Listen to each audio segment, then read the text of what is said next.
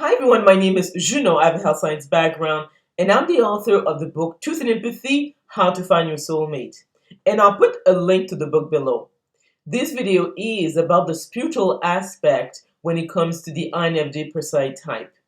I hear a lot of people use the word, spirituality, but I'm just wondering if they really understand what it means. And I would tell people to read the book Power versus Force, even go online and watch videos by David R. Hawkins, because based on what I've seen so far, he seems to be the one who really understands that. So why, let's say, when you look at the INFJ, it is a special case, because in history, the people who have created true religions were INFJs. For example, Jesus Christ, Buddha, there's also obviously Krishna and so forth. So in other words, to understand the basic principle upon which religion were based on, the person who really has to inhabit that spiritual world. And a person who really understands spirituality is right brain dominant and also an intuitive, so has slow brain waves. And the INFJ has the slowest brain of all the percent. That's why they have theta brain dominance. So the spiritual world is not about the five senses, it's something beyond it. It is that subtle energy that actually is able to create what we see with the five senses.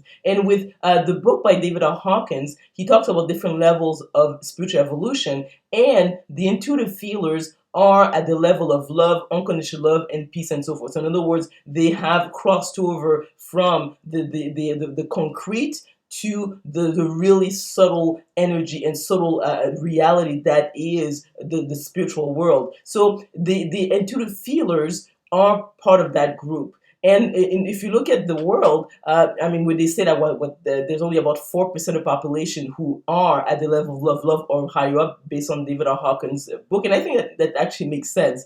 And when it comes to the INFJs, it is actually extremely rare to stumble on one.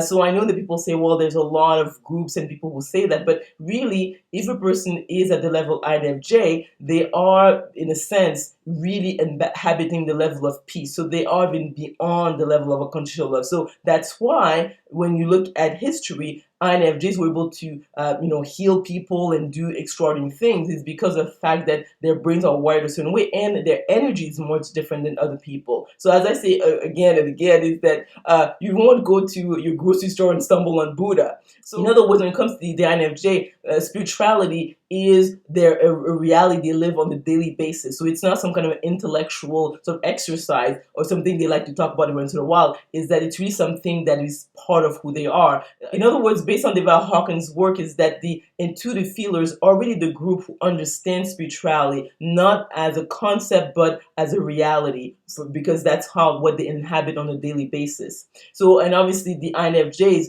even within being, the part of the intuitive feelers, really stand out. So they are, in a sense, a group unto themselves, because although they do have certain characters that are similar to intuitive feelers, but they are really at another level. So let me know if you agree or disagree with the content of this video by commenting below. If you like this video, if you learned something, please click on the like button, subscribe to my channel, and remember to click on the notification bell to be notified of other videos I'm going to be making. And we will talk soon.